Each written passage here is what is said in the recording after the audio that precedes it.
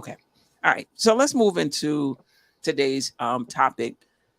You know, is Brunson and Randle one of the best duos in the NBA, and are they able to take us to the Eastern Conference Finals? But let me just not assume that everybody agrees with that. I think they are one of the best duos, but anybody agree or disagree? And where would you place them? I might even want to place them definitely top 10. I would have to list out the duos, maybe even But top five regular season duos. Regular season duos. but Queen, are we talking the whole NBA or are we just talking the Eastern Conference? The entire NBA. Okay. Yeah, I think they're one of the best duos in the entire NBA in the regular season. Yeah. Because when you Yeah, I mean, yeah, I agree with that. I mean, Randall is, an all NBA type player, all-star. Jalen Brunson, everybody thinks he actually got, snubbed for being an all-star. So yeah, I actually think we are, or they are, one of the best duos in the league right now. And I think they could actually get a lot better too, because like I said, the last show, Jalen Brunson only had 1 year here. So I think he'll be even more comfortable with Julius Randle and the rest of the teammates, especially now that Dante DiVincenzo is on the roster now. So I actually think Jalen Brunson is going to have a better season next season. Yeah, I agree with that. I don't think there's any question in my mind. There's Tatum and Brown in Boston, Giannis and whoever you want to pair him with. But I like our duo better than Cleveland's. If you want to put Bam and Jimmy Butler ahead of them, okay. I got no issue with that. And there may be a few others, but I would put them in the top 8 because I think we're a top 8 team. Yeah. I gotta agree with the two guys that went before me. Definitely one of the top duos in the NBA. Top 12 power forward, and we could say one of the top 10 point guards in the league. So I believe that we can do some damage. Julius Randle and Bronson could be one of the best duos in the NBA. I do believe so. It's probably a couple dudes that's better than us. As Godfrey said, the Tatum, Brown. Then you got Jokic and Murray over there. You got the Heat with Bam and Butler, and probably other one or twos you probably could call. But Phoenix, KD and Booker. KD and Booker. So yeah, so there's a couple. So I will agree. We're definitely one of the top 8 duos in the league. I truly believe so. Boogie, Ajay? No argument from me. I mean, the numbers speak for themselves. These guys are putting up numbers.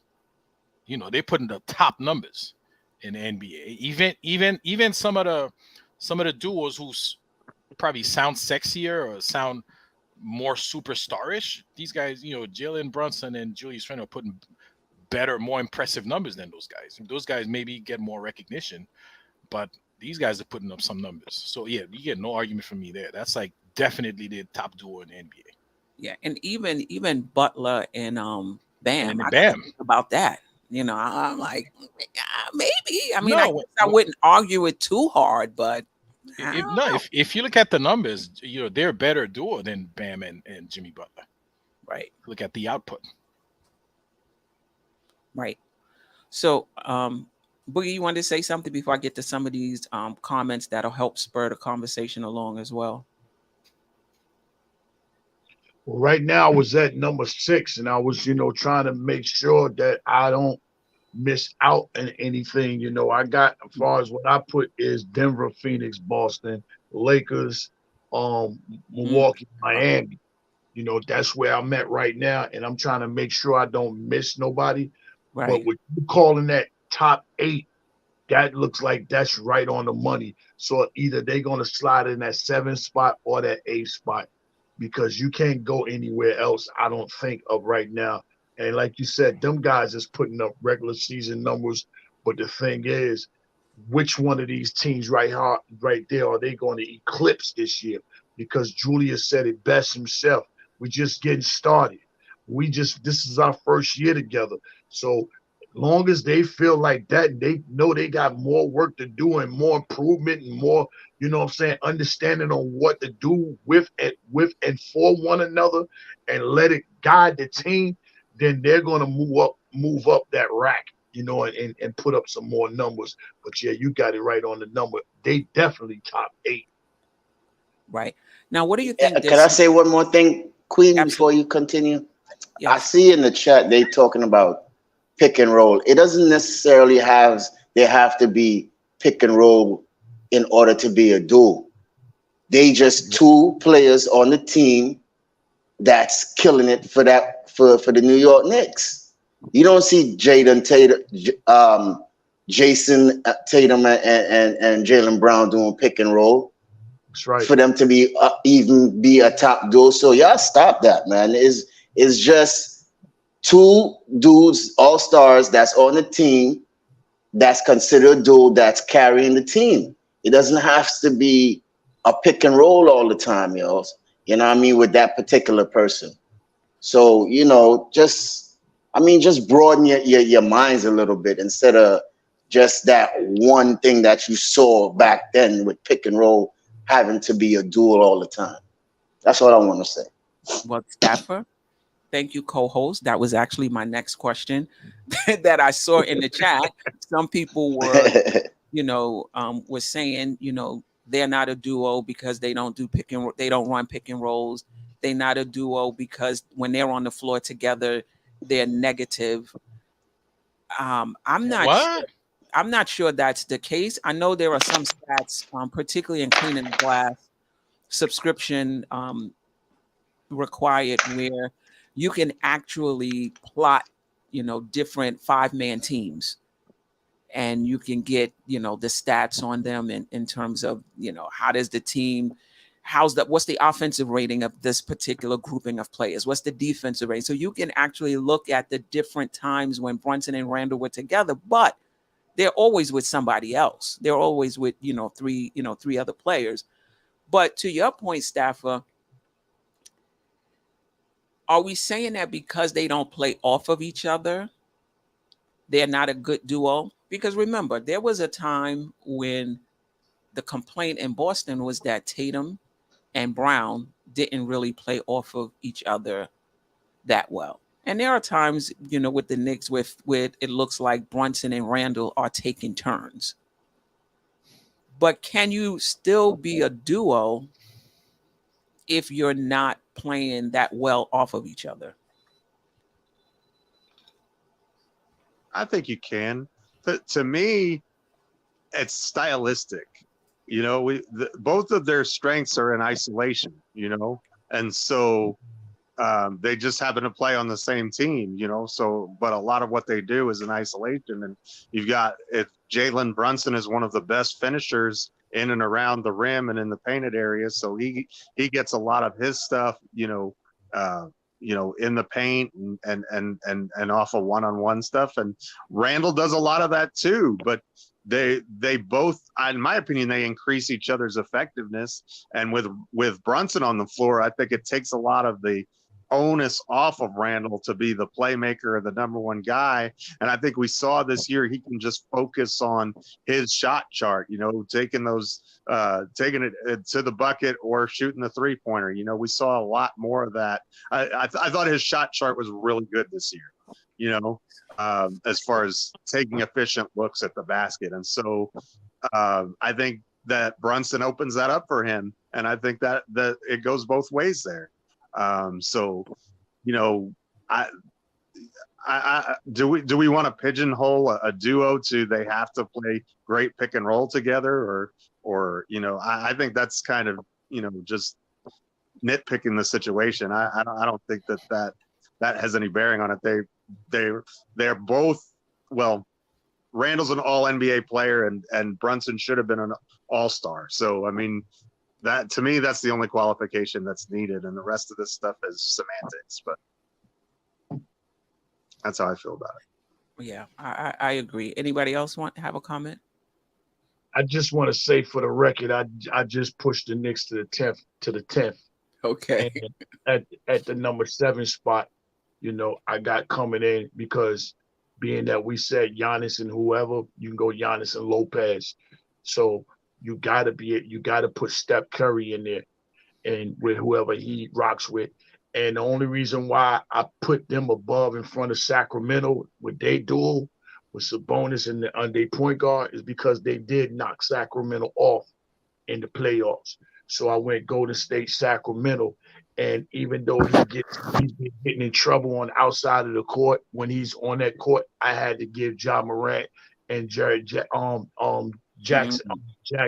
I had to give them their props and they duel too, because they both was all-stars, And then right there, I got coming in, just barely notching out DeRozan and old boy Levine. And the Knicks come in at 10 and the Chicago boys coming in at 11. Wow. Any thoughts on that? Nah, but can you go from 1 to 7? Yeah, I went Denver, Phoenix, Boston, Lakers, Milwaukee, Miami. Okay. And then coming in with Golden State, Sacramento, Memphis, Knicks, and Chicago. I just left it right there. I would argue maybe Miami. Yeah. We talk about regular season. Yeah. So, but that's a good list though. Yeah. Something could be swapped out. Yeah. No doubt. No, I would put us above Sacramento. Yeah, that's a close one too. Fox and Sabonis and Fox. Yeah. It's an argument either way. Good. We made the second round of the playoffs. They didn't. So a lot of it had to do with the matchups though, because they played Golden State and they just wasn't up for, Right. Then I think he was an all-star. He was a double-double machine. And then you got Fox, who led the league in scoring in the fourth quarter or something like that. Yep. You think and then we were 1-1 in the season with them too. Yeah. That's tough. That's a good argument. Yeah, that is a good argument. I'm just pretty high on Brunson and Randle in the regular season. And I agree with you, Steph. I'm not putting a lot into how well they play together. I think that's how well they play off of each other. Hopefully that gets better the more they play together. But Julius Randle, for those who are complaining about him and those in the chat, he putting up empty stats. How can you say he's putting up empty stats when the Knicks won 47 games and he was such a big part of it? How? Yeah. So just like the name of your show, just like that. I cram to understand that. I don't get it. Right. I don't get how that's empty stats. Shout out to Gerard B, who asked a good question. How about Philadelphia didn't make Jay Boogie's list? Yeah, Harden and Embiid. Wow. Yeah. Wow. Well, we don't know if we can put them on the list still. Well, right now for the players they have right now. Yeah, because nothing's changing. Yeah. That's all. Yeah, you're right, RJ. They got an asterisk. You're right. They got an asterisk. Well, if Harden is back, I think I would put them over Brunson and Randle, but I don't think I would put Miami. I think Miami and Sacramento. I think they real close. The Knicks, Miami, and Sacramento. I think you can pick them. Queen, I would argue even if Harden is not back, you got Maxey filling in fit. Didn't they go out the first round? Oh no. No, they swept the Nets the first round. So you they didn't play nobody.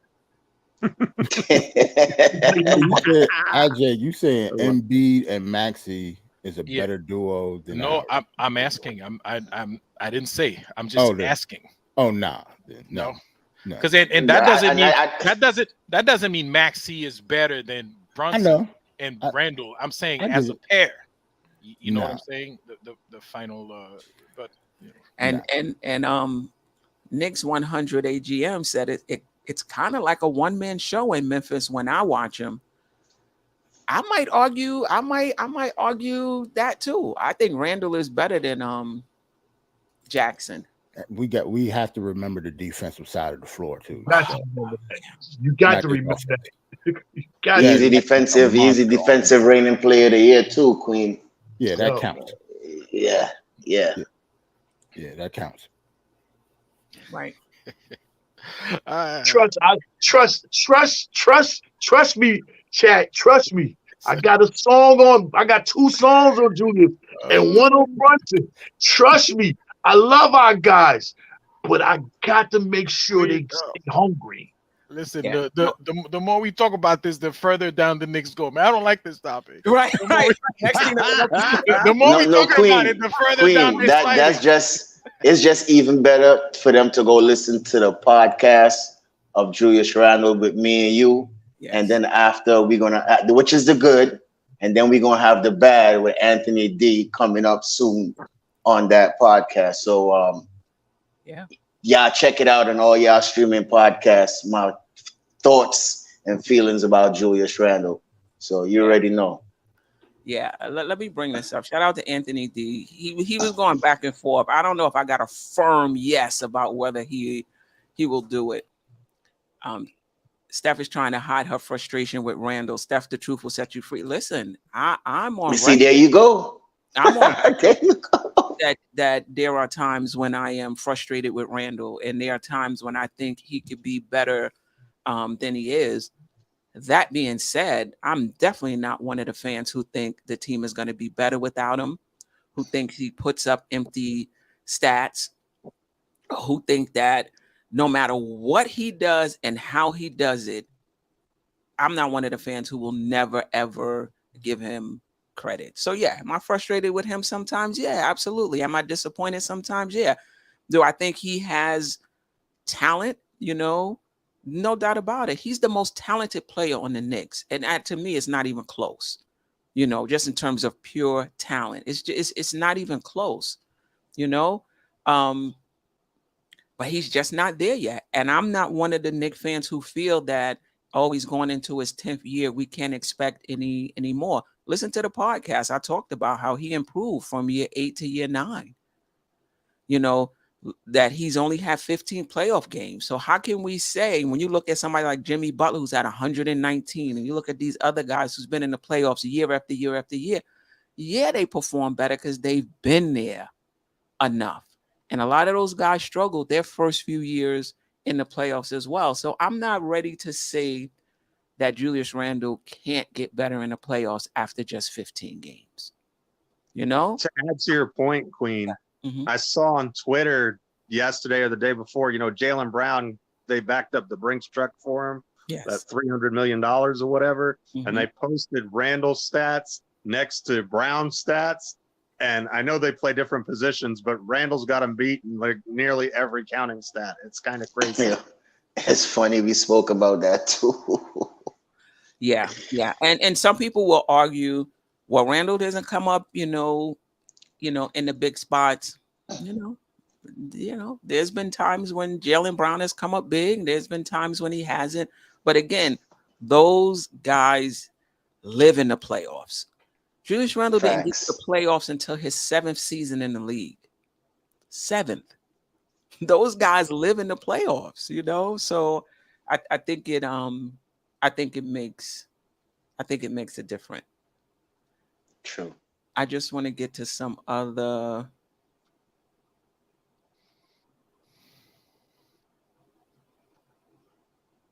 While you're looking for that, Queen, let me tell the people to hit that like button. Yeah, definitely hit the like button. That's the way to support the show.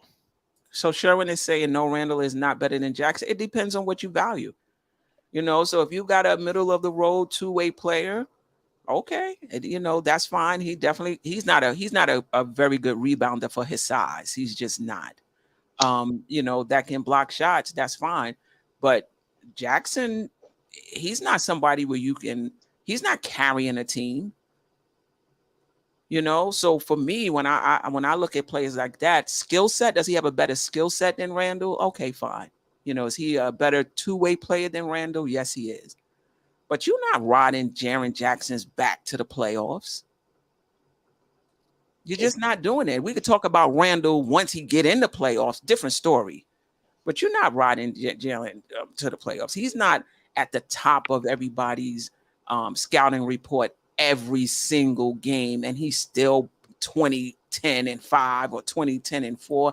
That, you know, that's different. I'm not saying that they don't account for him on the scouting report, but the entire game plan, definitely before Brunson got here, was on how do you stop Julius Randle every game. Facts. Yeah. And he was still 20-10-4, 5, or whatever it is. So when I'm talking about a better player, yeah, I can ride Julius Randle through the regular season. Jackson may have a better skill set. He may be a better two-way player. He may be able to block shots. He ain't no Randle. Yeah, when I mentioned Jackson before and I mentioned his defense, that's the only thing I do think he's better than Julius Randle. He is. Yeah, No, but he's like a yeah. Well, also he's like a third option because Desmond Bain comes in second right before John Morant. John Morant is the first option. Then you got Desmond Bain. Then you probably could go to Jaren Jackson. So he's like a third option unless they have somebody else that they go to. Queen, could it be that they, I mean, Jaren Jackson, he hasn't. We don't know whether you can ride him, whether you can rely on him or not because of who he's had to play with. It's like he hasn't been a number one on a team, so we really don't know. We really don't know. Yeah, that's fair. You can't really dismiss him like that. That's fair. So. That's fair. But yeah, I mean, maybe he'll turn into a beast. Maybe if Morant wasn't there, we'll be able to see that, beast mode in him. But that's not what he gives off. Exactly. You never see them say, all right, let's throw the ball down in the paint to Jaren Jackson. Let us get him a bucket. I have never seen it. When they was playing us in the first game, I haven't seen it. So if that was the case, we would have been seeing it already. Not to take nothing away from him. But I don't see them putting the ball down in the paint and say, Jaren, go get us a bucket. He's either Morant or you got Bain. Right. And if you take Randle off this team and you put Jaren Jackson on this team, I don't think we're better. We might be a better defensive team, but Brunson workload is really going to rev up because I just don't see Jackson as that type of guy. But, to Ajay's point, maybe it could be he just wasn't in that situation.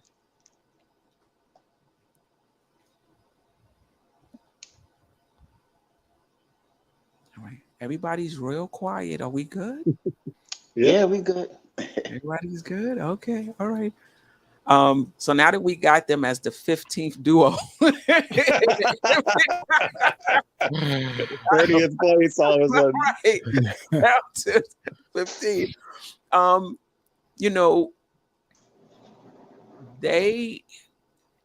They took us to those two took us to the 6th seed last year,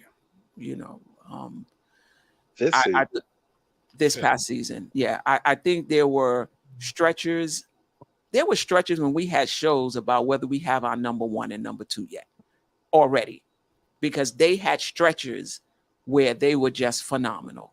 Brunson had stretches where he was phenomenal. Randle had stretches in which he was phenomenal. And we were talking about, is this the Detroit Pistons of 2003? Do we have our number 1 and our number 2? So those guys, don't sleep on them. That's a really, really good duo. But the question is, we're just talking about next season. Is that duo good enough to get us to the Eastern Conference Finals? Sure. I think we could have, actually did it this year if Julius Randle, ankle was okay and some, other players actually stepped up and hit shots, but we were almost there. Mm-hmm. I'm not sure if it was better than yeah, I wouldn't go that far. That is a good young duo though, but I wouldn't go as far as to say that LaMelo is better than Jalen Brunson, even heads up, or Bridges better than Julius Randle right now. But that's that maybe in a couple years they'll be up there, but not now. But I think I think Go ahead, That's sorry. okay. I would say, but yeah, I think we are good enough to make the Eastern Conference Finals. Like we almost did. We took Miami to 6 games. I'm actually thinking we was hitting shots and Julius Randle was fully healthy. I think we would have beat him. So yeah, for me personally, I think they are good enough. Just certain things have to fall right for us, just like any other team that's going to make a run in the playoffs like that.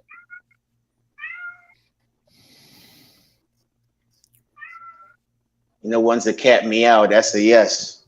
So, Yeah. He wants you to. know what He I'm wants to saying? be on TV. So, Gerald, I just gotta agree with everything you said. I'm not even gonna say much. I agree everything. If Julius Anko was right and players hit shots, I think we definitely could go to the Eastern Conference Finals. I'm gonna make it short and sweet.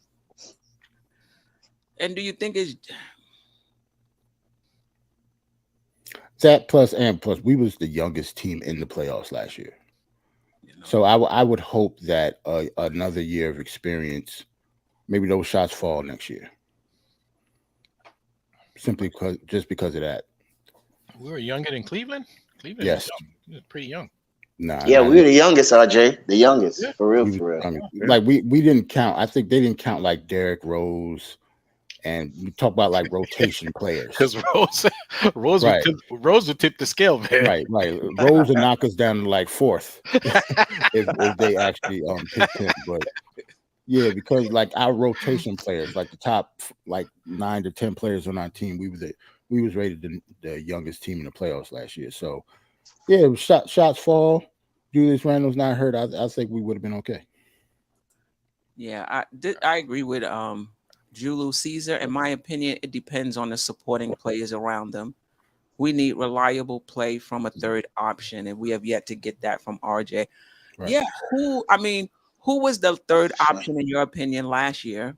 And who do you think will be the third option or the third best player for the Knicks this upcoming season? Because I agree with Julu. I think those guys, I have absolutely no concerns about Brunson and Randle in the next season. And we'll talk about can they play even better. But who do you think who was your third best player in your opinion last season, and who will it be this season coming up? Well, I think those are two different things from last year. I think our third best player was Emmanuel Quickly. Our third option was RJ Barrett. Right. So I don't know. I'm sorry, say that again. You thought it was IQ and I said I thought our third best player during the regular season was Quickly, but I thought our third option was Barrett. Best player. Yeah. But best player, I'd had to gone with Quickly in the regular season. In the playoffs, probably Mitchell Robinson in the Cleveland series and RJ Barrett in the Miami series.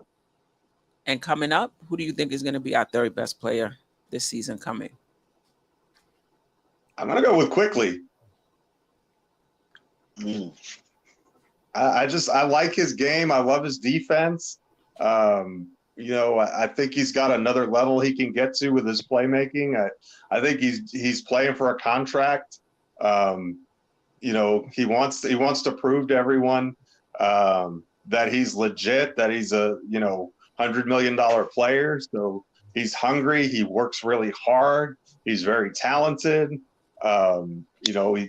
He's versatile. I'm gonna go with Quickly. That might not age well, but I'm gonna go with Quickly. I'm with you, Jeff. Agreed. Yeah, I personally I go with Quickly too. I actually think if Quickly was like 2 or 3 inches taller, he'd be starting.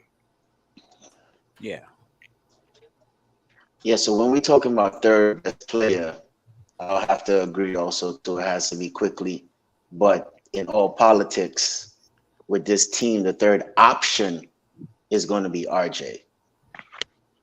So so with this season coming up, right, to tell you the truth, Queenie, I think it's going to be a dogfight between RJ and Quickly.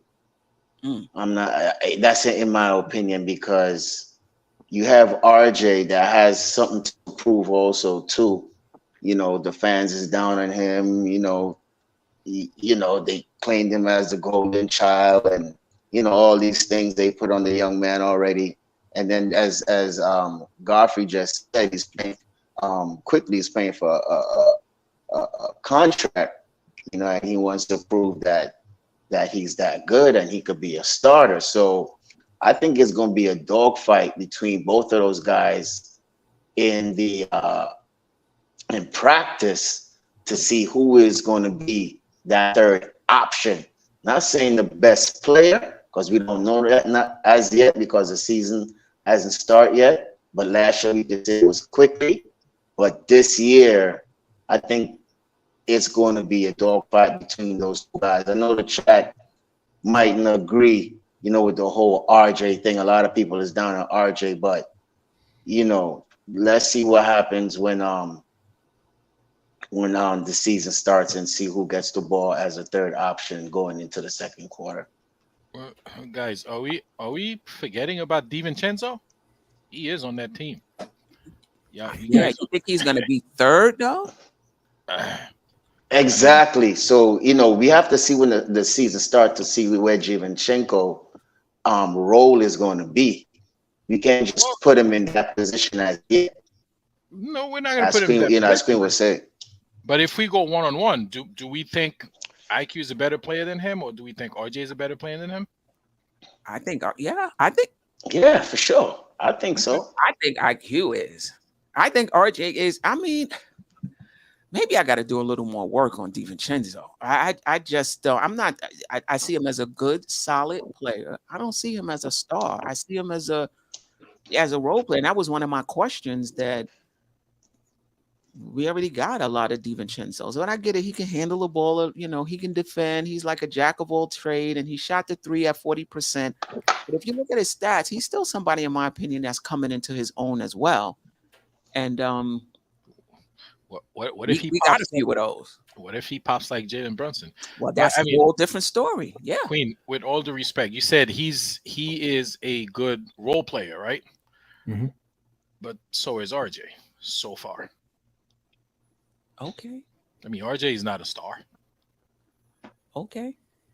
But I just don't see how DiVincenzo is better than IQ. Than IQ or even RJ. I mean, I guess if you want to say skill set, yeah, I mean, he has a better skill set than RJ. He could play both sides of the ball. He could put the ball on the floor. He could make a little bit. I don't know. I just think that's a bit high praise. So I got to see him first. I'll check back after the first 10, 15 games. I agree. Hey, listen, we just got him. So we've seen him play elsewhere. We haven't seen him play for the Knicks yet. So we really don't know. Yeah. You're right. We just got Dante, but it's somebody that was there half a season. And that's who I'm betting on this year. I'm going to put my money on Josh Hart going to be our third best player, point blank. Because reason why I say that, because Josh Hart is getting ready to give us something we haven't had in so many years, a voice. We had not had nobody that can get in nobody's face, get nobody pumped up, let them know when they're doing wrong, let them know when their game is not all the way 100. Josh Hart is that type person, but he had to wait to this season. You got to get your feet wet to make sure you're about your surroundings. Same thing with Brunson. Brunson, he see what he need to do and what they're going to accept him for, so he's going to lead better.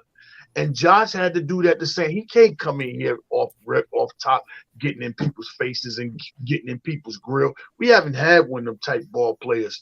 And don't be surprised if he's sixth man of the year. It's going to be easy for that man to average 14 and 10. Easy off the bench. He's going to get 10 rebounds. He's going to get 14 points. He gets that right there, he might be six-man consideration, along with motivating everybody, cheering, rooting guys on and everything. You need that type dog mentality on the team, you know what I'm saying? It's better play than quickly, offensively, no. RJ, no. But what he can do, what they can't do, is stand out a whole lot more from the things that they do on a temporary situation during the season. I mean, that's what I think. That's just my opinion. I like Josh Hart this year. Yeah, I mean, if I'm thinking about the Josh Hart that we saw when he came right after the trade, I can't argue with you. He was Yep. lights out. Yep. He was lights out. So I mean, He yeah, ain't got paid yet neither.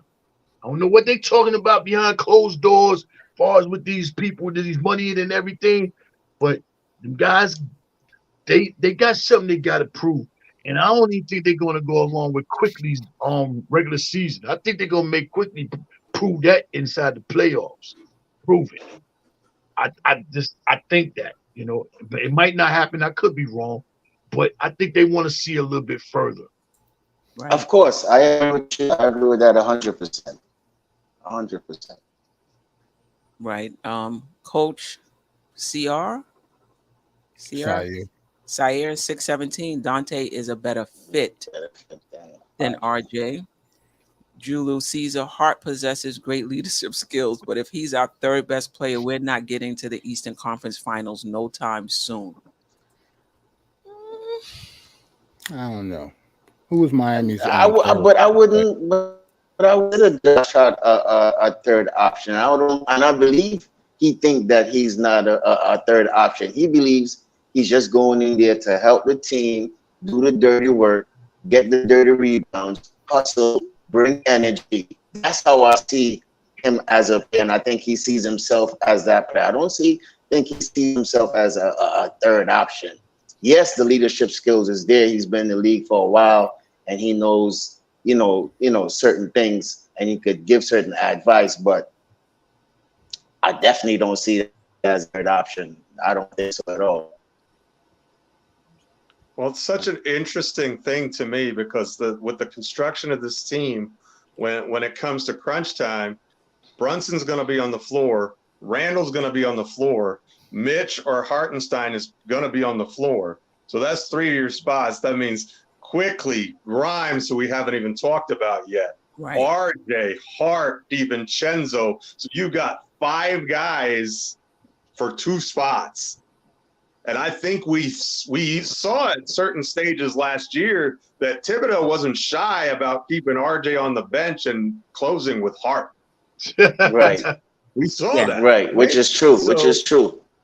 So I think it's whoever Mhm. of Quickly or whomever it may, and Quickly closed quite a bit also. He did. So is it possible that you see a lineup that's small with Hart and Quickly and Brunson and as insert big man and Randle closing? I think that could happen. But you know what too though? I in my opinion, I see Tom Thibodeau not even switching it up. I think he goes with the same philosophy.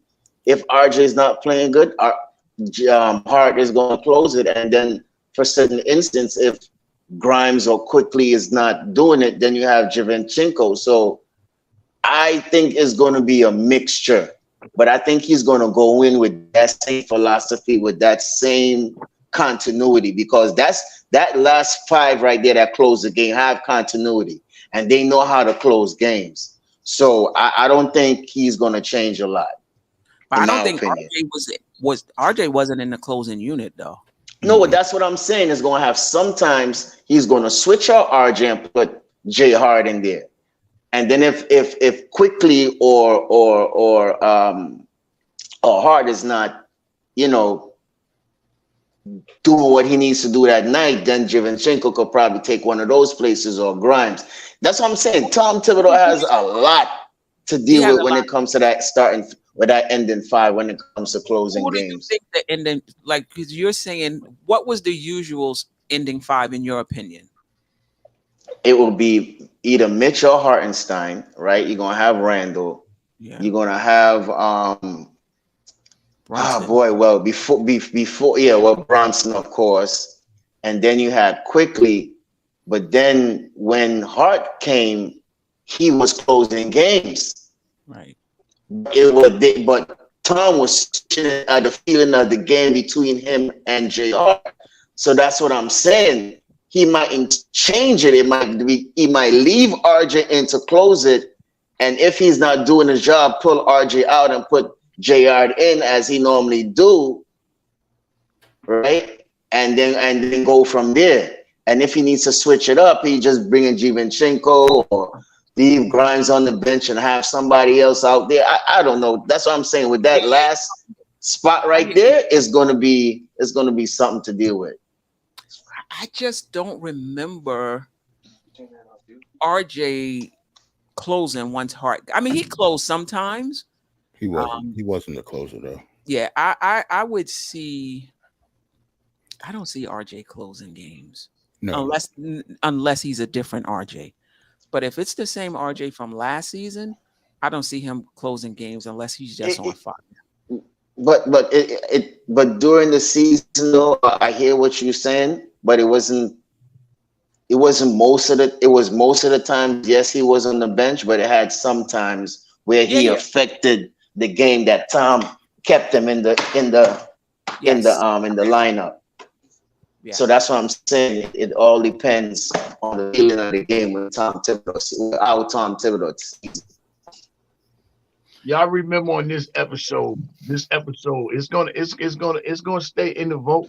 Queen got it. I'm gonna tell y'all, it's gonna be Brunson, Jonte, Hart, right, and Julius when it get down to crunch time. I'm telling you that. 100%.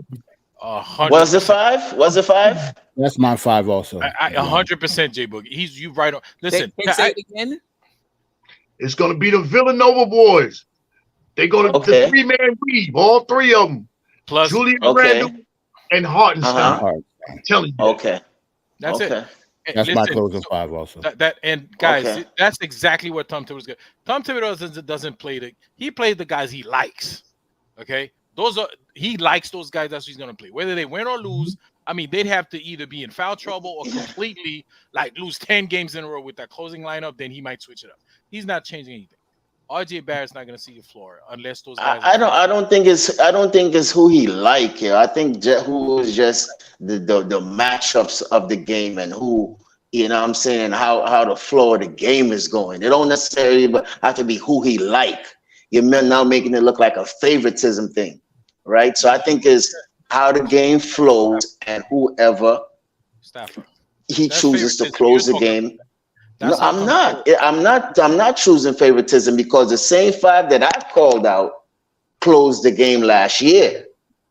So I said to you before, I think Tom Thibodeau is going to go with that same philosophy. But then Jay Boogie came with his Villanova with Randle and Hartenstein, which is a whole different 5 closing, right? But you saying now that who Tom Thibodeau likes. It doesn't have to be necessarily who he likes. It's who's doing the job that particular night. Because if I like you and you playing garbage, you think I'm going to keep you in the game because I like you? That doesn't even make sense, bro. Have you been watching Tom Thibodeau, coach? Like, what are you talking about, man? What are you talking about? Tom Thibodeau does not adjust on the run. He doesn't do that. All right. So I don't know what games you've been watching. He does not. You talking about like? No, it's not a like thing in this league, bro. Yes. What is wrong with you? If he has his players, he's gonna close with them regardless of what the lineup is, regardless of what the matchup is, regardless of what they're doing on the floor. We've seen him do this for 3 years. 3 years he's been doing this. I disagree, Ajay. He's been doing it. I disagree. He does have a team he likes to close with, and I think that, and I don't because when you say like, are you saying like statistically because he likes stylistically how he plays? Or are you talking about the way if he likes the guys that gives him the result? It doesn't matter who he's playing against. He's not gonna adjust. He's not gonna take one guy out. Let's say you play in Miami. There's one guy that plays If there's a group of 5 guys that he likes to close out with, he's got a couple of good games with them. He's gonna go with that 5 no matter what. I disagree because we've already seen. I hear you, but you're making it seem like there's absolutely no changes. I do agree that he does have the 5 that he. See, you say like them and make it seem like it's a personality. No. I'm talking about the group. Okay. As a group. I do think he does have a starting lineup that he likes to close with, but I have seen him go with a RJ over go with a over a quick For or his, Grimes or And somebody pointed out too, there's one guy like as an option, Emmanuel Quickly. He likes to close Emmanuel Quickly. So he might take out DiVincenzo and plug in Emmanuel Quickly depending on the thing. But he has his group. Once he figure out a group that he likes, he's going to close with that group. right. But you just contradicted yourself when you said he would take out Thank you. No, Thank you. No. Thank you. Thank you. You just made my point, Queen. No. It ain't make your point. If somebody's in foul trouble, I'm saying the sixth guy he's gonna go with is IQ. It's not even foul trouble, Adjo. Exactly. He's moving the goalposts now. I've seen games in which Grimes has closed. I've seen games in which he didn't close. He does like to close with quickly.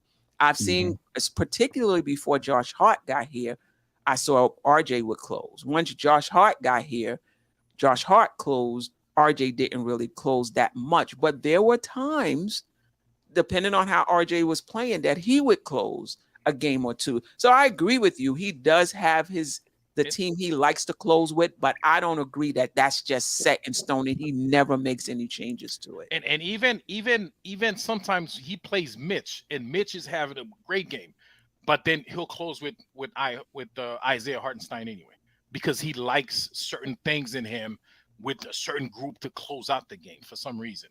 I don't know what it is with him, but he does that. but honestly, though, Ajay, every coach would do that, though. That's fine, but I'm just saying he does that. I'm not saying it's right or wrong or whatever, but I'm saying when he finds that thing that he likes, he's gonna go with it. You know what I'm saying? He's gonna go with it. And we all know like DiVincenzo is probably one of his guys. Unless DiVincenzo really cannot perform, you already know Tibbs is gonna love that guy. So if I had to guess, I would agree with Jay Boogie that it's gonna be the 3. He loves Grimes. He loves Quickly. I mean, there's not. In other words, everybody who's in the 9-man rotation is his guy. It's his guy. Even Deuce is his guy. Exactly. I'll tell you what the other guys have over Grimes and Quickly: the experience. He likes guys that have that experience. So if I had to guess, I would say he'll pick the guys who've been in the league a little bit longer, who are his guys, but been in the league a little bit longer. That's what he does, guys. I mean, watch the games he's coached. We've been seeing him doing it for 3 years. Ajay, yeah, we've seen it, but you got on different glasses than the rest of us, because I do think that you see him as so rigid that you don't even see when things are a little different. This past season was definitely different. Definitely. And correct me if I'm wrong, but didn't he sit Randle the entire fourth quarter in the playoffs this year in a game? Yeah. Yeah, in the Cleveland game. The Cleveland game. Yeah. So, I mean, and it wasn't an injury or anything else like that. It was just the unit that he had. The flow of the game. Exactly. Wasn't that he didn't play Obi still, and that's when Obi got mad and cursed him out? It's probably that same game. It was probably that same game. Yeah. Either one of them that fourth quarter, I don't think. Right. And I'll also add what we see as rigidity, to me, is just the coach's philosophy.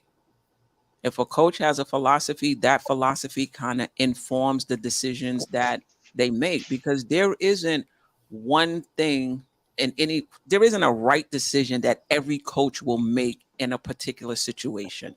Different coaches, depending on their philosophy, will make different choices in that situation, whether that's rotation choices, whether that's to foul or not.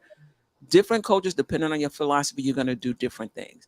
Tom Thibodeau has his philosophy, and I get it. If you don't like it or you don't agree with it, I definitely agree. I get that part. But we get on him for his displaying his philosophy in the game. That's his philosophy. And you're gonna see him working on his philosophy game 1 of the season real early, because whatever it is he's gonna whatever it is that he has in his mind frame that he would like to do, he's gonna present it early in the season and start working on it so it can be right later on. Because we got to keep in mind that it is an in-season tournament going on. So whatever he gonna try to put together, he gonna try to do it early. And I'm not gonna say that. I know IQ. He rocks with IQ, but this is Jalen Brunson's team, and they get ready to do everything Jalen Brunson's way. You know, whether some of us like it or we don't like it. You can just remember at that event he was at when he got the call about his man coming over there.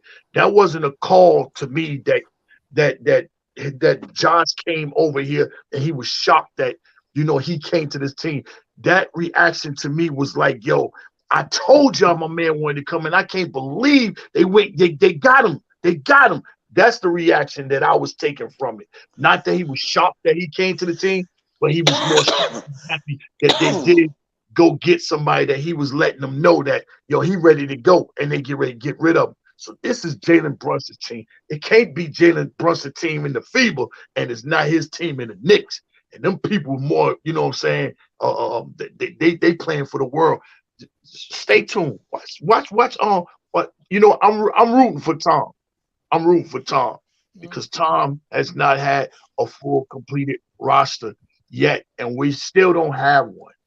You know, and Tom knows that I'm in the fourth quarter. I'm in the third quarter, meaning I ain't got but one more year. And coaches like to know if they're going to be established this year before next year comes.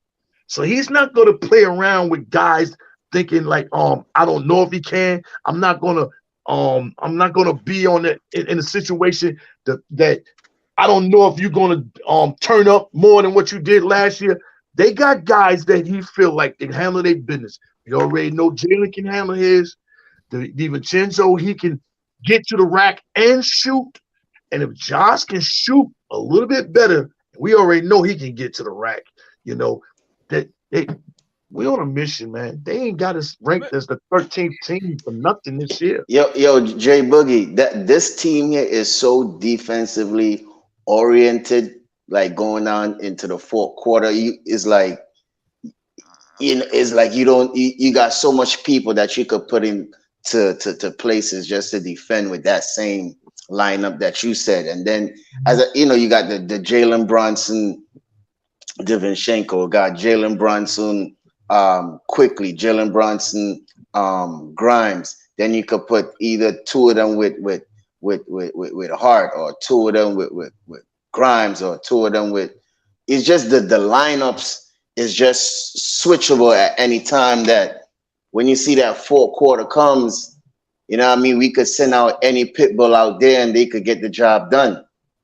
So, you know, we got a variety of defensive players when it coming down to that fourth quarter that we could just put in and get the job done. So, as I said before, man, Tom has his work cut out. You know, but don't forget in the playoffs against Miami, we didn't play bad D. No, we played. One of the things people don't know, Jay Boogie, is that we was the best defense against Miami. We never even had Miami go over 100 points. Every other team Miami played went over 100 points, and we never got that credit. Go ahead. I didn't mean to cut you. Queen, I was going to say. Oh, sorry, David.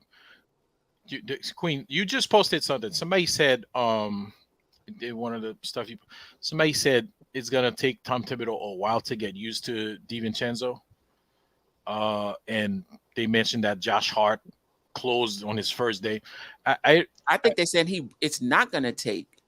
Oh, it's not going to take? I thought they said it is going to take, because I was going to say no. I was just kidding. He's not going to take. He's going to have him for training camp.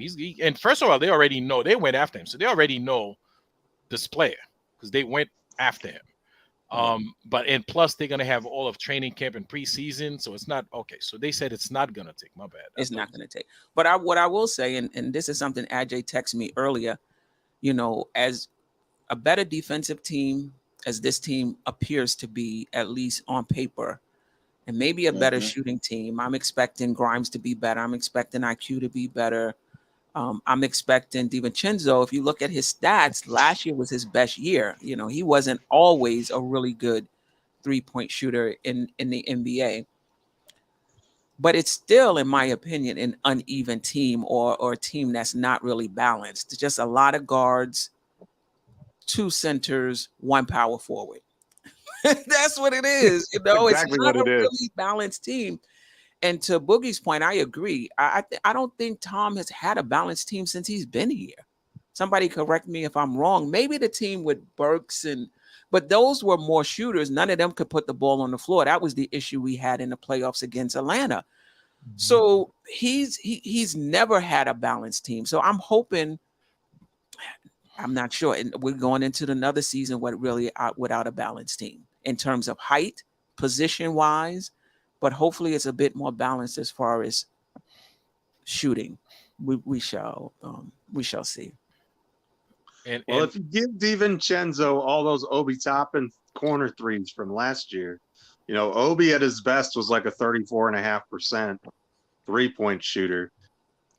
In his worst season, I think DiVincenzo is going to give you 37 or 38, especially from the corners. So just from that aspect, and I don't think you're going to lose anything defensively. I know they play different positions, but even if you have to go up, I mean, he can guard on the perimeter, and you can live with Josh Hart or RJ Barrett, you know, at the 4 if need be, you know, in those backup lineups. So from that aspect, I just think the defense is going to be better all the way around. You know, we still have, you know, Brunson's never going to be a strong defender. He tries real hard, but, you know, he's just limited. And then, you know, if you can tell me which Randle we're going to get on a nightly basis, I'd like to know the lottery numbers too. Well, I'm pretty confident in Randle coming off of last season. Now, am I as confident in the playoffs? No, not yet. But regular season, I think Randle really found his groove last season. I'm just talking defensively. Sometimes defense. Oh, yeah. I'm just talking about Randle. Yeah, Randle. That's Randle his middle name, 25 is fine, but you know he's a part-time defender for sure. But Jeff, I want to ask you though, because you said if DiVincenzo get all those OB minutes, right? They don't play the same position. So how would that work, like structurally with the team? Like who? So if he's getting those OB minutes, I mean, who? Somebody else is moving at the So how many minutes? Wait. Time out. So how many minutes did Obi get a game? 16. It doesn't matter that they don't play the same position. What I'm saying is if you give him 16 to 20 minutes, which they're going to do, they didn't bring him over here to play in less than 20 minutes. He's not getting deuced where he's, you know, situational. He's going to be in the rotation. Figure most of those. I figure it this way, Ajay. You're going to have Randle and Brunson probably playing 34 minutes, give or maybe a little more, maybe a little less. Mm-hmm. I figure RJ's probably still going to get 30 because he's gotten about that his whole career. I figure Mitch and Ihart are going to split 24 and 24, 26 and 22, however you want to say it. And then that leaves about 20 minutes per game for Grimes and for Quickly and for Hart and for DiVincenzo. And so I think they're all going to be in that range, give or take a few. And if he's on the low side, guess what? That's Obi Toppin minutes. If he's a little bit on the higher side, that's more Emmanuel Quickly minutes, but that probably means IQ is more of an Obi Toppin role, which as far as minutes distribution is concerned. I think the minutes may come with RJ getting some minutes at power forward. That'll open up some minutes for DiVincenzo to get minutes at, you know, 3. At the or 2 or the 3. We're gonna be running out 3 guard lineups. Boy, Quickly gonna at least have at least 20, 23 minutes. That's just my opinion. Yeah, I don't see his minutes scaling back that much. Yeah, I was talking to Freezy today. Was it Freezy or was it somebody else who said they think the minutes are gonna come from RJ? That DiVincenzo is going to play more minutes. Sounds like Freezy. Yeah. Could be. Yeah. Shout out. Go ahead. Do your super chat. Shout out to Ricardo. I appreciate you, my brother. Always rocking with us. 2 things to watch for this season. I think Grimes takes a step back because of Hart and Dante, and Tibbs is on watch. Also, no more personal feelings play the best players and stop alienating.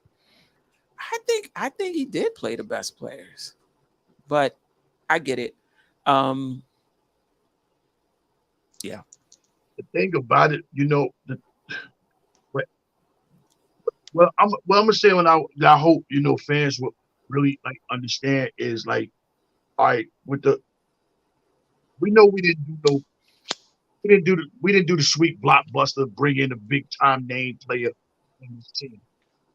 But what this roster is said is we brought in one person that's smart, that's a smart adult basketball player in Dante. And he left the door open for the other guys that are here to constantly continue on elevating. That's what I think. That's where I feel we're at.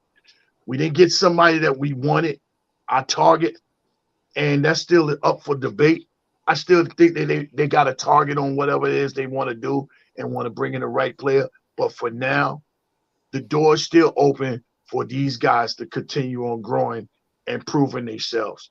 And that CBA collective bargain, it's overcome next season. Not this season, not this 23-24, but that 24-25. If you ain't got it right by then, amongst your roster, amongst your team and everything, you're not going to get it right. So with us, we know we're gonna have to pay Brunson, and we don't know what the situation is going to be with Julius, but you can best believe Julius Randle's getting ready to put on some major numbers this regular season.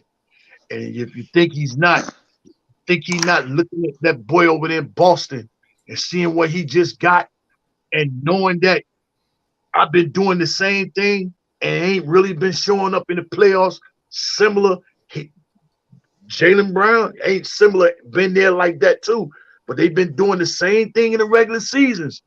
And it don't have nothing to do with your game. It has something to do the way the NBA is structured and set up right now. As far as like if you reach a certain standard, then you can hit high numbers because the rate of the money is going to go up.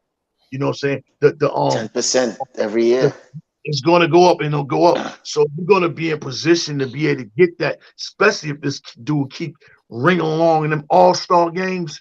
Don't think, that $300 million, situation ain't going to occur with Julius Randle. Not saying that he probably get it. Not saying that the Knicks would give it to him, anything. But, hey, you would have thought that Jaylen Brown wouldn't have got no $304 million. You would have think, and they're going to get that dude next year, that $333 million. He getting that. But we in a good position because Leon has been paying players small prices. You know what I'm saying? $10, $12 million. That's what he got. What? Dante? Another what? 18 to 20 mil? Well, Josh Hart coming up. Somebody's not going to be around between RJ and Quickly and Grimes. I hope y'all understand that in the chat. I hope somebody ain't your man. Are you in love with that player? Because 2 out of them 3 guys going to be gone. But them 2 out of them 3 guys that came over here with Jaylen, they ain't going nowhere. Because the contracts is going to fit. And they fit in the system. Yeah, and this is the thing with Jaylen Brown. You look at that contract, I think it starts at 40-something million, then it gets to 50 million. I think it ends at 60 million. And I 69, yeah, in the last year. Nasty. Like this is what the NBA contracts are going to look like going forward for max players. 40, 50, 60 million dollars a year. And the CBA is in my opinion, the way it's constructed, you're probably going to have 2 max players. That's about it. And there's going to be a lot of low salary players, and you might even have to put some minimums in there.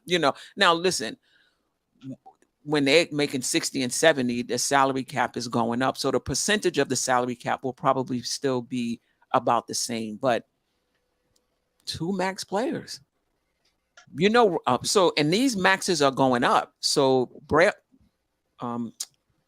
what's his name? Jaylen got 304. Tatum is coming up, and it looks like his is gonna be 340 or it was, whatever. By the time Brunson comes around, we might be talking like 40. 36, 40 million, because it's going to keep, it's going to keep going up. So, yep. Yeah, but you know what? Jalen Brunson at 36 to 40 is a steal. I don't even. That's why I like how they negotiate with the contracts for real, man. Because imagine having 2 max players and you're not even giving them the full max, and then still have money to put mid role players around them so the team could be better. So, right, but that's going to be over in 2 years because yeah. Well, that's what I'm saying. Let's see what happens in 2 years because Jalen and Randall's contract is up in 2 years. And then you're gonna have Grimes, and then we got quickly to deal with this year or next year. So this is what I think. I'm not sure Randle gets the max unless things turn around for him in the playoffs. Because you locking yourself in. Because when you're talking about by the time, think about it. If it's 304 now, what is it going to be 2 years from now? Well, that's what I was saying. We might have max players. Mm-hmm. We might have max players, but they're going to negotiate. That's what I'm saying. I like how Leon negotiated with them. We might have max players, but we're not giving them that full max. Now, that way we. But I don't think. No, what I'm talking about in 2 years, if we even decide to sign back Julius and Jalen, you don't think so? There's no way Jalen Brunson doesn't get the max. You see how cheap his contract is now? I'm not saying the full max. That's what I'm saying. I'm not saying the full max. I'm saying something negotiable where they say it's not too high or not too low, where everybody is comfortable. I hear what you're saying, and what I'm saying is Jalen Brunson is getting the full max. I don't see where they would be any negotiations. Okay. What are you negotiating for? Listen, you had me for 4 years on a cheap contract. I outplayed that contract. Now you want to negotiate with me now? No, not happening. Now, if it does happen, I'll be surprised. Randle, on the other hand, if he don't step it up in the next playoffs or 2, there will be negotiations for him. That's just my thoughts on it. Anybody else? Shit. The way Brunson been playing, man, they need to give him a raise right now. Forget about 3 years, man. Give that boy a raise. He doesn't have. There's no incentives in his contract, right, Jalen Brunson? Like RJ, yeah, of course. I think every contract has incentives. If you make the All-Star game, if you make certain All NBA, that's in his NBA clause. Let me look that up. I don't remember. I remember RJ's got incentives. It just depends on the player. Yeah, I don't remember Brunson. But even if you check it, I still think it's there. Yeah. Anything can happen, Drip Moore. I mean, if he gets injured, he's not going to get the full max. So I agree with you. Things can happen. Things can change. In a second, over time. I spoke on it. Queen said the full max. You wouldn't give Brunson. Listen, you gave Jalen Brown a full. Listen, I don't have nothing against him. He's a really, really good player. He can get the full max. Brunson can get the full max. If we expect him to be better than he was before, I don't come up to where it'll be a Jalen Brown's max would be, because he hasn't made those things yet, and he hasn't made All-Star. You're right. Okay, but the max that you can give him, whatever the max is for him, 140% above. On an extension, it's 140% of his current year's salary. Right. I think I spoke on it the other day, and I'm gonna stick to it. Yeah, he knows what he's worth. He knows what he's earned. But I do believe that Jalen Brunson is on something bigger and different than what people are looking at him for. And you just had a glance of it just yesterday. You know what I'm saying? With with, you know, I don't want to jump the ship, but you just had a glance of it with Aaron Rodgers. Renegotiate his contract and save $35 million. I believe Jalen Brunson is looking to do everything he can to help put himself and his team in position to win an NBA championship. But if I'm telling you, I'm going to put that money to the side for y'all to use, and you're not using it, I need it. No, I think Jalen Brunson really. No, I'm just saying, because, you know, if I tell you, okay, if I'm worth 260 million, I say, yo, I'm gonna take 210 and I'm gonna keep that 50 so you can fill out the roster amongst dudes where he can go get this championship. You know what I'm saying? Then I'm willing to do that.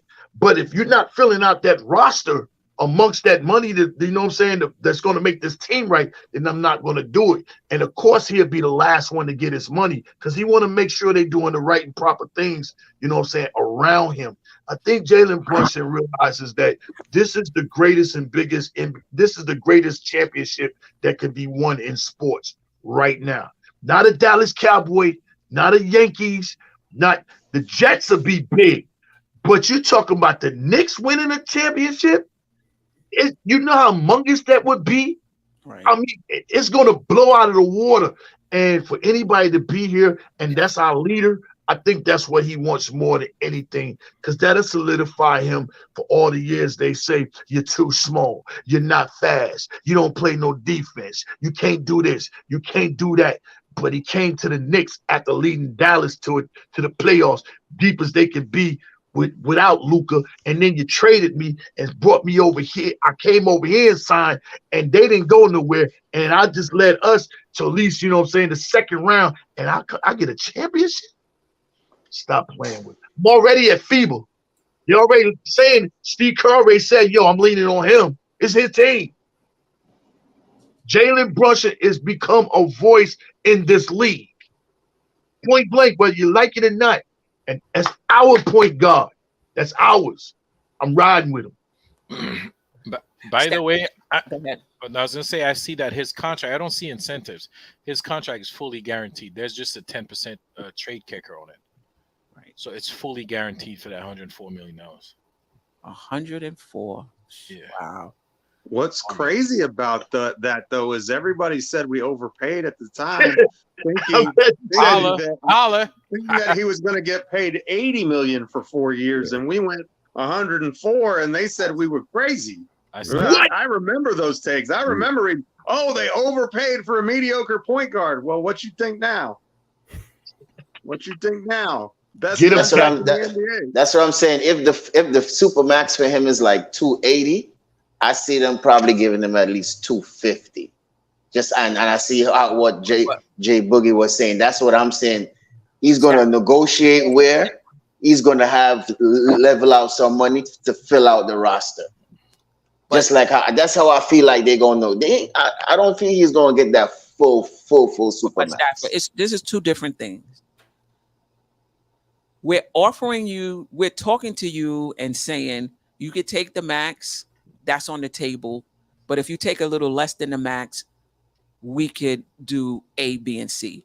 But what you're saying is they're not going to offer him the max. So my question to you is, are you not all in on Brunson? You don't see him as a max player? No, Queen, I didn't say that we're not going to offer him the full max. I'm just saying that they not going to give him the full max. They're going to be close to it.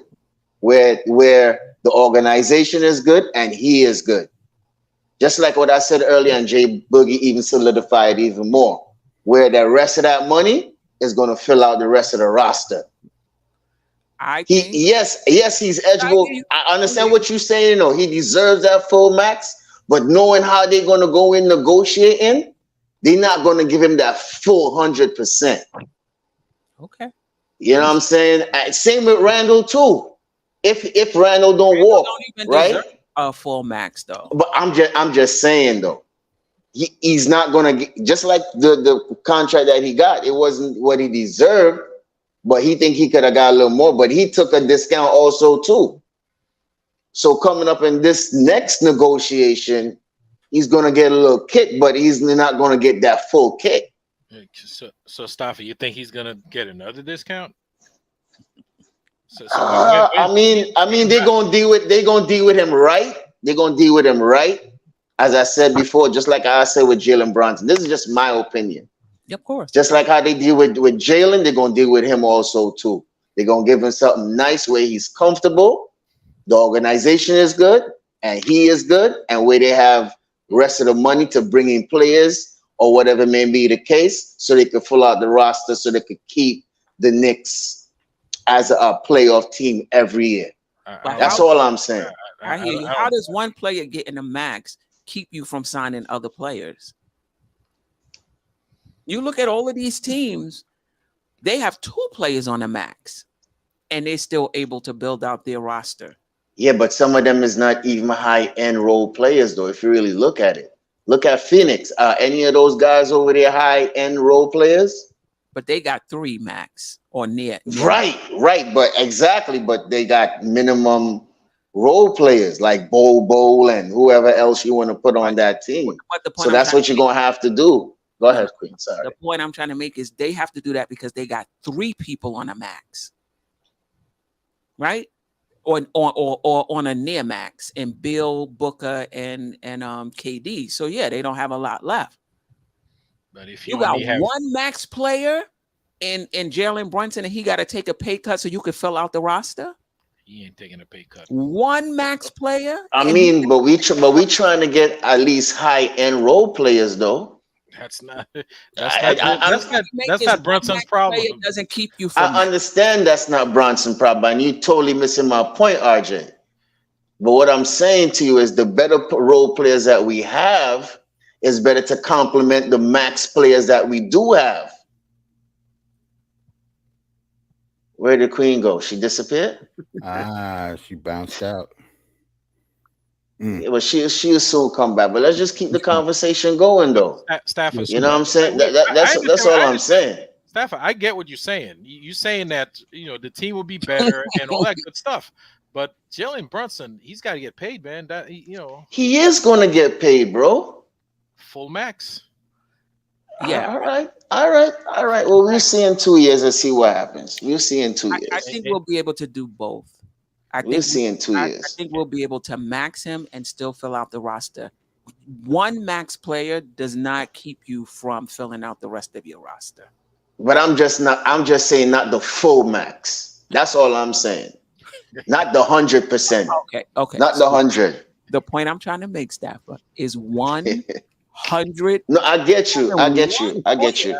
Is not I get you from filling out the rest of your roster. You know what's gonna keep us from filling out the rest of your roster? If you also max out Randle and he not that dude.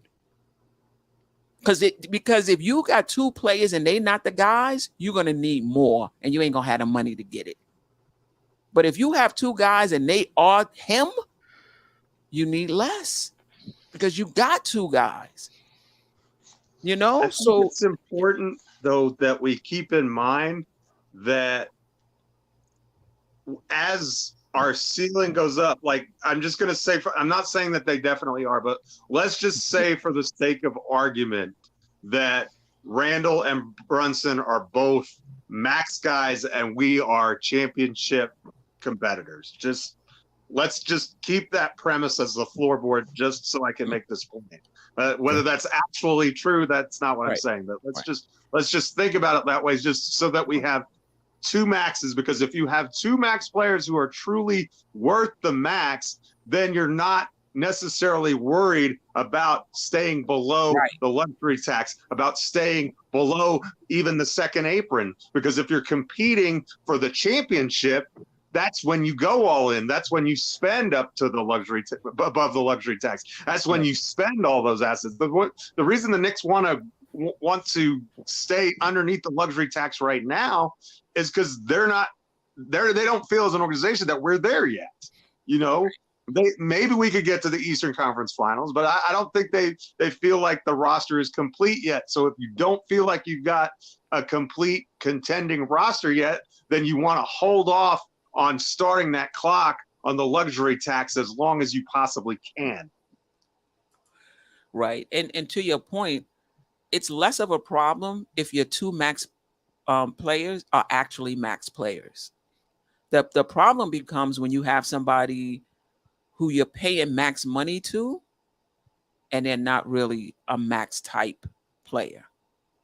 That becomes a problem because you got all this money tied up in a guy who's not really a max guy, and you don't really have a lot left to go out and get more players that you're going to need because this guy you gave all the money to is not really a max guy.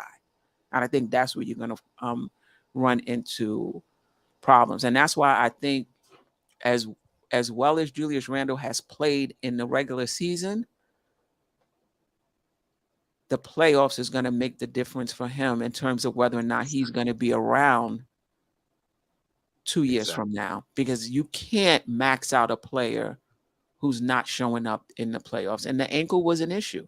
Hopefully next season he's healthy. He goes into the playoffs and we really get to see him, because the organization really needs to assess him on that level. Yep. Before they start thinking about a max contract. So he has 2 more seasons left and a player option. He'll probably opt out. But these next 2 seasons, and the Knicks probably, I don't know, this time, the Knicks may wait until they may wait and see 2 full seasons before they make a decision on whether or not to extend them.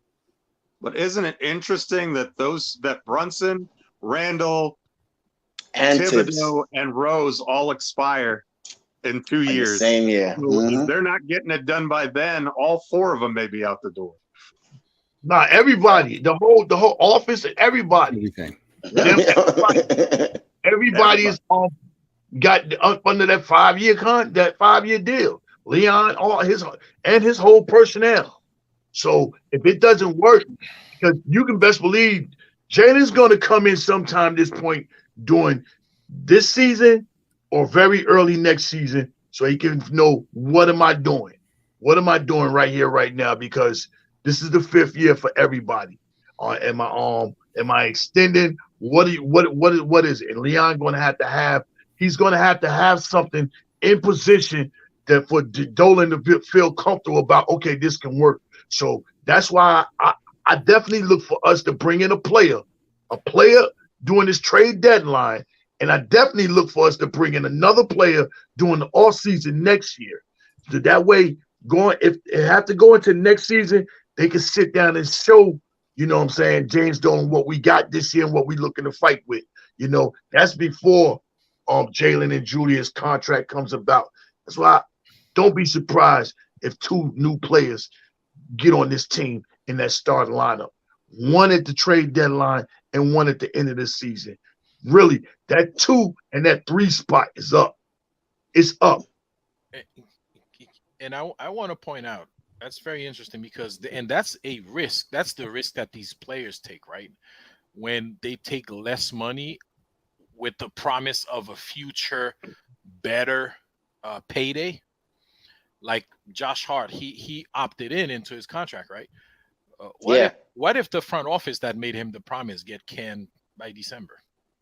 No, that ain't happening. They're not doing nothing like that, man. They're not doing nothing like that. No. Dolan, though. Dolan, listen, the Knicks get off to like a 3-13 start. You guys don't know. What do you know? I said, what if, right? I don't know. I'm just saying, what if? So that Josh Hart takes a risk. So did Jalen Brunson. Well, Jalen Brunson, you know, he didn't get to that point yet. But if the next contract, they tell him, like, don't take the super max, you know, the next one will be better. These guys don't know. That's why when they go into these negotiations, you know, they gotta go. They gotta go for theirs, man. They gotta get that money while they can, because you don't know. Josh Hart's betting on himself, though, too. Josh Hart's saying, "Look, I know I'm a $20 million player, and I'll take 12 this year, and I'm going to show you that I'm a $20 million player, and then you're going to extend me for 4 years and $80 million, and I get to be a $20 million player." He's betting on himself. Yeah. And a lot of players, you got to have that confidence as a professional athlete to be able to bet on yourself. Now, if you have injuries and other stuff, you may make a different decision because you just want to get extra years for less money or whatever. But a lot of these guys, Emmanuel Quickley's betting on himself. You know, he thinks he can be a starter in this league. You know, these guys do it all the time. If you think that your talent is going to win out and you can show and prove, now they're not always right about that. Sometimes they cost themselves a lot of money, but then sometimes Jalen Brunson made a lot more money betting on himself. Yeah, I think if Jalen decided to bet on himself again, a lot of people gonna put money on Jalen because he already don't prove that point already. You can just ask Dallas about that. I don't think the Knicks gonna play no games about waiting to the end. Jalen, that's what I'm saying. He's gonna get paid. He's gonna get paid regardless. He's gonna get paid regardless.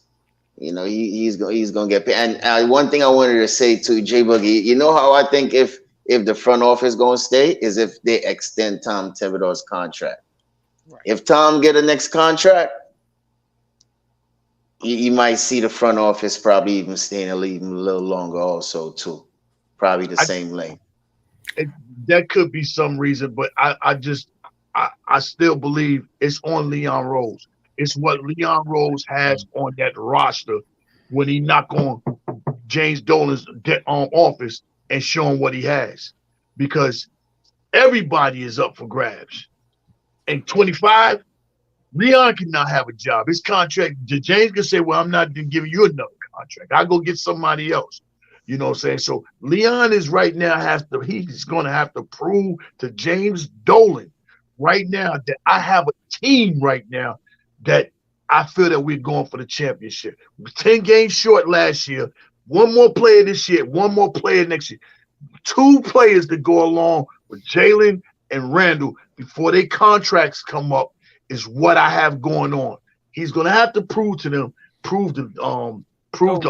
Leon so he can keep his own job. He ain't even worried about Leon right now. So let me ask you this. We do make the playoffs in the next 2 years, but we don't make it to the Eastern Conference Finals. Probably one and then probably get knocked out in the second round. Do you still resign him, or you say we're gonna get somebody else? Leon or Tibbs? Leon. I think Leon. Those are and then we put in everything in the whole 5 years into everything. So they went to the playoff 4 years out of 5. They never really made the finals, but they made the Eastern Conference 1 time. Went to the second round 2 times. Do you keep Leon Rose, or are you going for somebody else?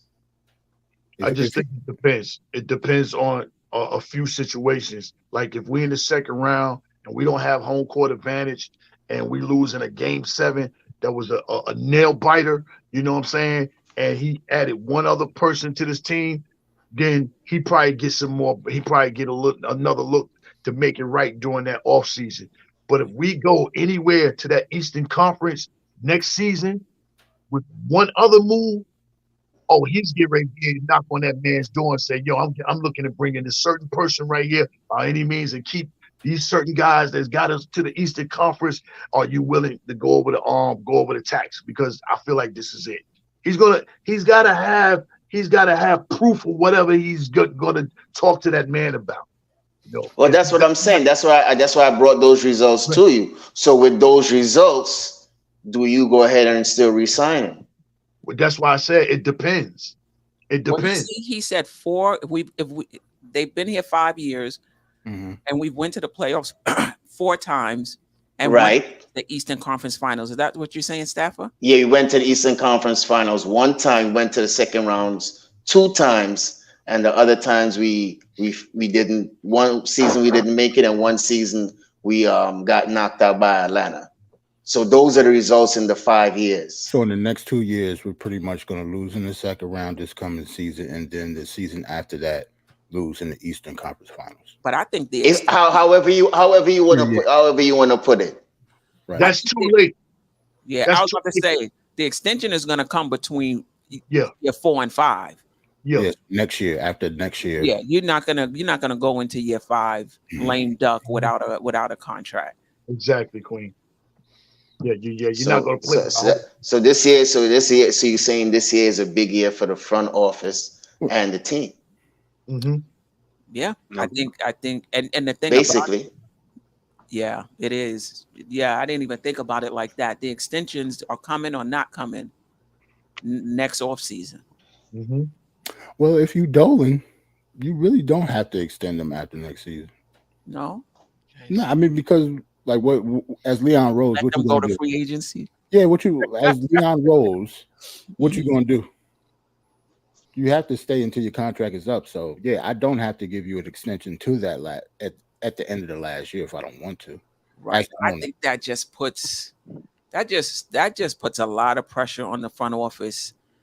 Because now they coaching for their jobs and they're making trades for their jobs, and maybe they're not even making it in the best interest of the team. They just making it so that they can win and get another contract, Right.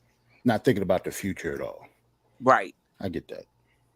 Yeah, you will want to go ahead. You'll like to know if you're secured or not. You know what I'm saying? You don't want to, go that far. And because majority of the guys that go that far without the extension, they pretty much know they're done.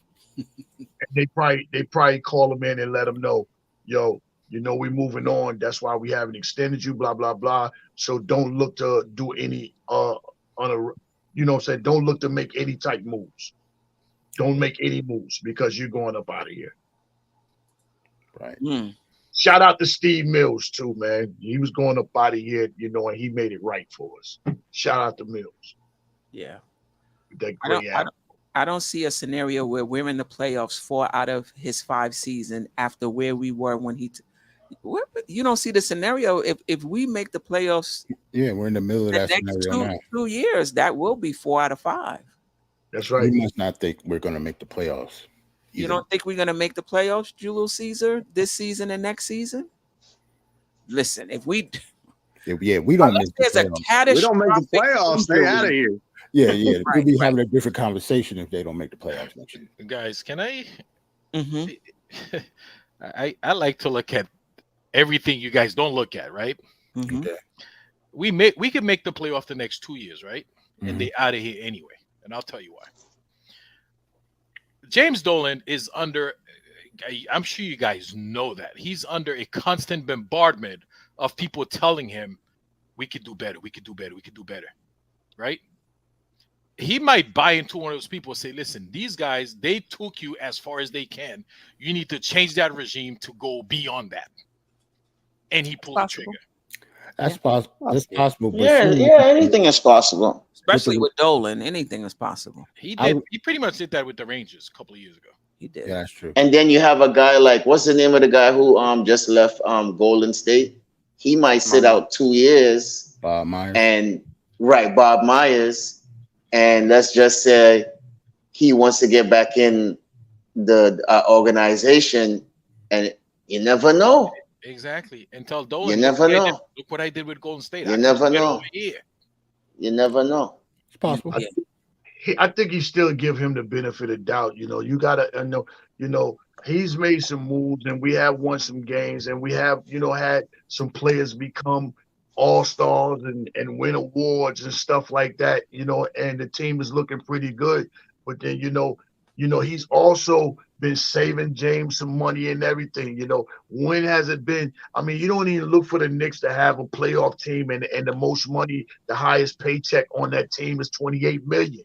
You know what I'm saying? You look for that money to be way up somewhere. You know what I'm saying? At least your best player, that's an all-star. So, he's been giving out good contracts, whereas I just think James, would give him the benefit of doubt to prove it to me or something before he just make a decision and just go off, for no reason at all, just to go ahead and get rid of him. When Leon is done, he's done perfectly good by James Dolan. You know what I'm saying? As far as money. Because he's been known, everybody know that James Dolan to give you that money. But what point in time has it been since Leon been on this team, whereas James had to go ahead and really go in that bag and give it to somebody? He hasn't. So $28 million Julius is making this year. It's not a lot of money compared to some of the other contracts I don't see people making. Yeah, no doubt. And as an owner too, even though he wants to win, at the same time he wants to also make sure that people come in the seats. That's one of the first things too, because without people in the seats, you can't pay nobody. So you see, once you have, as he said early in the season, right? He wants the team to make the playoffs. Now that's just generating another set of another season for him to make money. Because if you can imagine those suites and one seat down the floor, how much it costs. So you got to put that into perspective too, Jay Boogie. I totally agree with you. You see, once you saving him money and you putting money in his pocket, those are the things that he look at also too. Not saying winning is not a priority and it's just all about the money, but that is a next important thing to an owner when you own a franchise, is that you want every single seat in that arena filled every night. But that's going to happen anyway, because that's just how Knicks fans or corporations, that the Knicks sell out even when they were terrible. Mm-hmm. Yeah, which But if you get an extra 4, is 8, true. 12 games a year in the playoffs, that's a lot of extra cash. Going You know into what I the mean? playoffs is extra If cash. you every time Yeah, he makes, yeah. in other words, if he makes the playoffs the next 2 seasons, and let's just say we even, we only make it to the first round, but we go 7 games, and so that was That's money in his playoff pocket. games. That's a lot of money for a play, and that's just gate. We're not talking about anything else. We're just talking about selling tickets. That's a lot of money. Yeah, and that's what I said the first time, right? Imagine how much are those suites and those floor seats. It's ridiculous. What did You we know pay? what I mean? Was it 4. Queen, I don't even know, and I 15,000? probably don't even We want to went know. to the first round of the playoffs. Wasn't it 15,000 for that suite? Something like that. I forgot what we paid individually, but yeah, game 4. It was dope though. I liked it. It was nice. It was nice. But it was about 15. You know Yeah, that's for what a I'm fact, saying, man. It's a lot of money, so that's a factor too. You know I what I know mean? for a So fact that the Delta seats, you know what I'm saying, that I would be in during the regular season. It was like, from anywhere from 13 to 1500 when it was in that playoffs. When you couldn't have not one of them seats less than 3,300. Not Mm. one. Wow. That was just the Delta seats. So, like Captain just said, if you helping James make some money, and also the roster is doing, pretty good, and you know what I'm saying, then James is all right. You can't ask James to spend more money and go over the luxury tax, and we're not making no money. right, exactly. You can't ask Facts. him, you know what I'm saying? Tell him, well, listen, I got this roster. Probably gonna be about 20 million over. You know what I'm saying? I can't go to him if that roster ain't right, with that situation. But hey,